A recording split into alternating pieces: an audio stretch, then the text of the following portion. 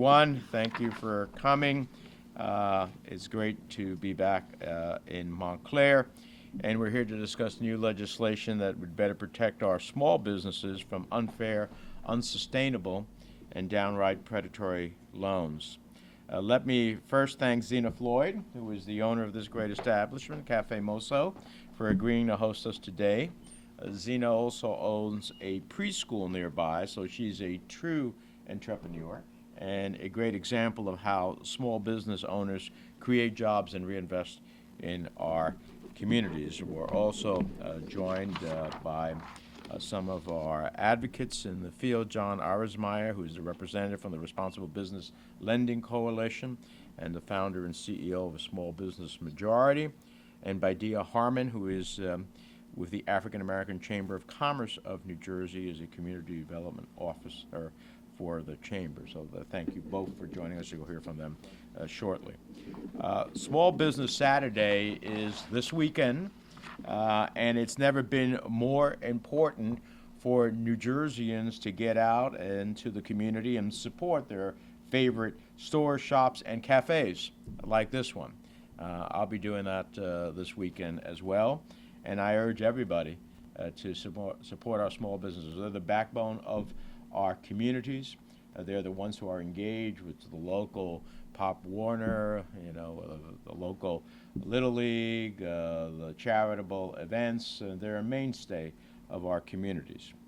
And like so many business owners, Zena struggled to keep her cafe open during the pandemic. The coronavirus hit New Jersey hard and early on in this crisis, which led to shutdowns of everything from cafes to child care centers to movie theaters and more. Now, Zena was fortunate to secure some assistance from the Paycheck Protection Program, one of the many COVID relief initiatives we passed in Congress to help small businesses survive this catastrophe. Yet, many businesses and restaurants still need help. And while we're working to replenish the Restaurant Revitalization Fund with another $60 billion, the funds initially authorized by the American Rescue Plan were quickly used up due to overwhelming demand. As a result, many small business owners have had to look to the private marketplace for loans to stay afloat. But as Zena will tell you, finding a decent loan with transparent terms is a challenging and even perilous process. Many Americans are not aware that small businesses aren't protected by the same disclosure laws that we have on the books for everyday consumers. This makes small business owners like Zena an easy target for predatory lenders that want to take advantage of their hard work and passion in their business. Congress passed the Truth in Lending Act all the way back in 1968 to empower consumers by requiring lenders to be upfront and tell them about the terms of their loans. That's why when you apply for a credit card or a new car loan, you're entitled to terms like the annual percentage rate, what the financing charges, and other fees will be. These disclosures help you shop around, compare loans, and find the one that best meets your needs. And in 2010, we bolstered truth in lending laws by passing Wall Street reform and creating a watchdog for consumer financial products and services called the Consumer Financial Protection Bureau, or what we call the CFPB.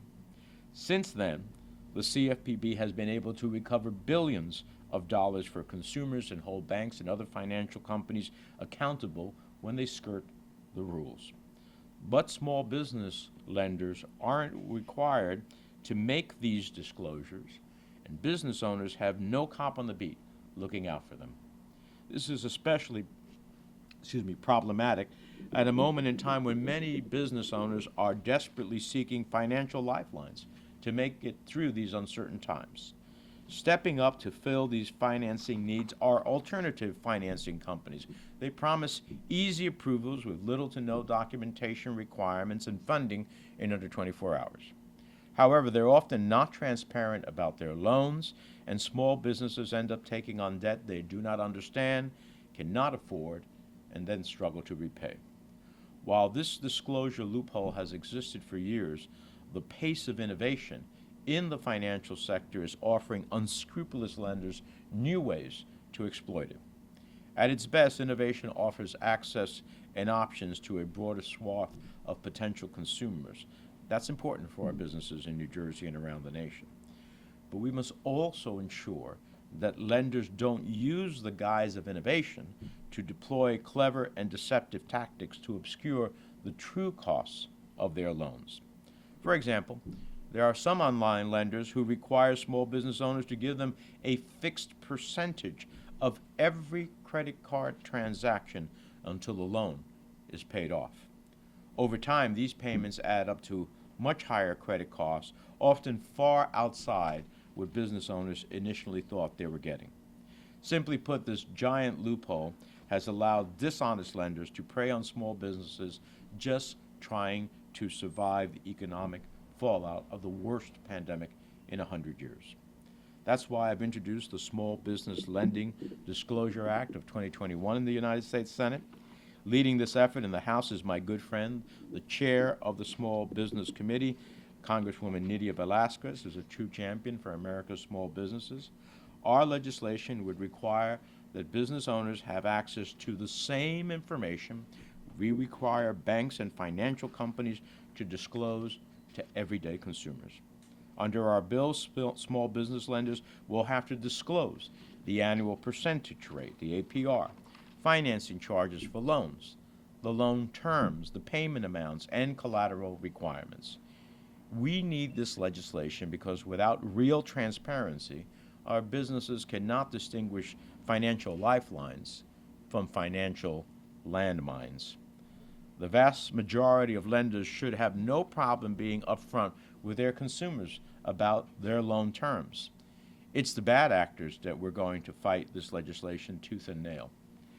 It's these bad actors who will continue harming the small business and family-run shops that create jobs in our towns and cities, especially in our minority and immigrant communities where folks often have a tough time navigating the legal and financial complexities of opening and growing a business.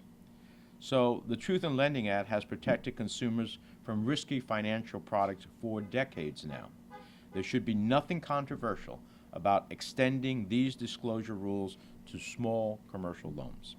As we prepare to go into our communities this next Small Business Saturday and support our favorite local shops and stores, we should also stand up for their right to safe and transparent financing. When we provide entrepreneurs and business owners with the knowledge they need to make informed decisions, we better position them to grow and succeed. If we want to build back better, we have to build a fairer and more accountable financial system that gives entrepreneurs of all backgrounds the tools they need to succeed. And that's what we aim to do. So let me now bring up to you Zena